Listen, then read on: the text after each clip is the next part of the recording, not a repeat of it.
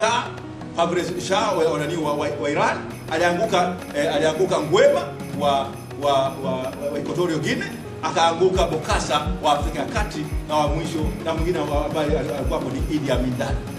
Tanzania ilikuwa na mchango mkubwa.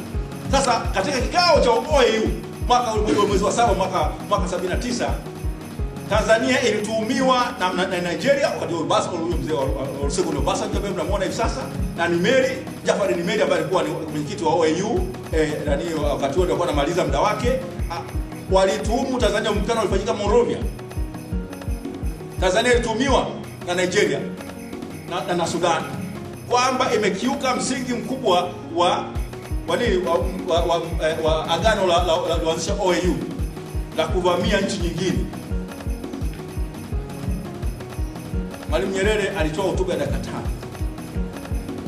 Na wakati Obasanjo alitoka nje ule mkutano na Jafari Nimeri, Mwalimu alisema kama ni halali mataifa ya Afrika kupiga kelele na kulaani ukiukwaji wa haki za binadamu unaofanywa na makaburu wa Afrika Kusini, kama ilivyokuwa imetokea Soweto mwaka 1976, ilivyokuwa imetokea Sharpeville mwaka 1960, ilivyokuwa imetokea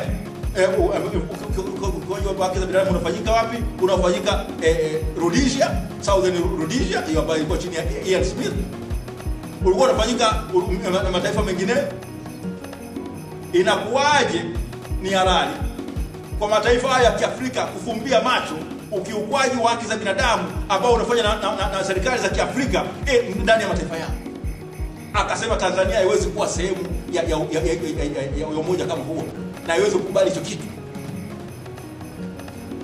Kwa hiyo Tanzania ilisema kwamba inajichukulia madaraka, na ina madaraka hayo, ina haki yake, inailinda haki yake ya ukemea uovu na ukiukaji wa haki za vile tamaduni zao. Kwa hiyo azimio ya mwaka 81, na kwa wale wasiofahamu, nadhani kuna sana ufahamu katika serikali na uongozi wetu, ni kwamba ndio katika mkutano ule ulifanyika ndio kwa mgombea wa nafasi ya katibu mkuu wa Umoja wa Mataifa mwaka ule 81, akaenda kupambana na Kurt Waldheim wa Austria, lakini kutokana na mizengo ambayo ilifanyika, Salim Mohamed Salim hakuweza kuwa katibu mkuu, lakini China ilimunga mkono, Marekani ikamwekea kura ya turufu, na China ikamwekea kura ya turufu kijana wake Salim ambaye ni Kurt Waldheim. Wote wawili walitoe, na ndio Javier Perez ilikuwa akachaguliwa kuwa katibu mkuu wa Umoja wa Mataifa baada ya wao kutoka wamejitoa. Kuna historia hiyo, na ukumbuke sasa Tanzania kwa kuheshimu haki zetu za kupigania haki ndio ambao mwaka 71 Salim Mohamed Salim akiwa kiongozi wake, akiwa balozi wetu wa kutoka kwenye mataifa, Tanzania iliongoza jumuiya ya kimataifa kupigania kurudishwa kwa kura ya turufu au kurudishwa kwa China katika baraza la usalama wa Umoja wa Mataifa. Ni historia ambayo ilikuwa inaheshimika. Tanzania ilikuwa ikizungumza inafanya nini? Inasikika. Na wakati huo ile miaka ya 70 hapa Indira Gandhi alikuwa anakuja kila baada ya mwezi mmoja. Wakina David Owen walikuwa wanakuja hapa. Andrew Young wako hapa kuja kushauriana na Tanzania namna gani ukoloni utakuwa katika Afrika, namna gani mataifa ya nchi za 77 yatakayotakiwa kuenenda. Msimamo upo wapi? Afrika inasemaje? Sasa tulipofika ndio hapo tulipo. Taifa ambalo lilikuwa ni makao makuu ya kamati kuu kamati ya ukombozi wa Afrika. Wakina mzee Hashim Mbita amepata paka na tuzo. Ndio walikuwa wanatoka hapa kwetu wanaongoza hiyo kamati. Leo hii tunaonekana kwamba tunataka kusema kwamba wasituingilie. Wasuingilie katika nini? Katika masuala yako ya kiuchumi? Katika masuala yako ya kitamaduni? Tunasema hapana. Katika masuala yangu, jinsi gani ninashughulika na wapinzani? Jinsi gani haki za binadamu zinatekelezwa? Napenda kuiambia serikali, napenda kumwambia rais kwamba kama sehemu ya Umoja wa Mataifa, kama sehemu ya Umoja wa Afrika, kama sehemu ya Jumuiya ya Afrika Mashariki, Tanzania na serikali yako inabanwa na inatakiwa itekeleze haki za binadamu. Tuliposaini makubaliano ya kuingia Jumuiya ya Afrika Mashariki, tulikubaliana kwamba ule mwaka 99 tulikubaliana kwamba Jumuiya ya Afrika Mashariki ile ya kwanza iliyovunjika mwaka 77 ilikuwa imevunjika kutokana na nini? Kutokana na ule ushirikiano wa ile jumuiya kutokuwa inaendana na matakwa ya viongozi, haikuwa inaendana na matakwa ya watu. Agano la unaloanzisha Jumuiya ya Afrika Mashariki mwaka 99 linataka wananchi, jumuiya hii sasa iendeshwe na nini? Na ushirikiano, kukuza ushirikiano wa wananchi wakiwa mtu wa mtu, lakini vile vile kiuchumi, kijamii na kitamaduni. Sasa kama jumuiya hii tukasema vile vile tutakuwa nchi ambazo zinaheshimu misingi ya demokrasia, misingi ya haki za, tutakuwa tunaheshimu haki za binadamu, tutakuwa ni watu ambao ni nini? Ni wazi. Angalia ibara ya 5 ya katiba inavyosema. Angalia ibara ya 6 ya katiba ya agano la Jumuiya ya Afrika Mashariki. Tunatakiwa tuendelee kwa namna hii. Na tunasema vile vile kwamba tutaheshimu agano la haki za binadamu, la haki za watu na binadamu la Afrika. Na vile vile tamko la haki za binadamu la ulimwengu na ule mwaka 48. Tutaheshimu matamko yote ya haki za binadamu. Sasa tunaposema mwisho wa siku kwamba wasituingilie, si sawa sawa. Tuliweza kuingilia kama ilikuwa sisi ni halali kuingilia makaburi yalikuwa kienenda. Kama sisi ilikuwa ni halali kuingilia, jinsi sababu Idi Amin alikuwa akifanya Uganda, jinsi sababu Bokassa alikuwa akifanya Afrika ya Kati, jinsi sababu Ngwema alikuwa akifanya Equatorial Guinea, jinsi ambavyo hata ukumbuke mwaka Taibai, Rais Moi ndio rais ambaye amekuwa mwenyekiti wa OAU kwa muda mrefu zaidi, sababu ilishikana Gaddafi kwenye mkutano kabili Moi aendelee.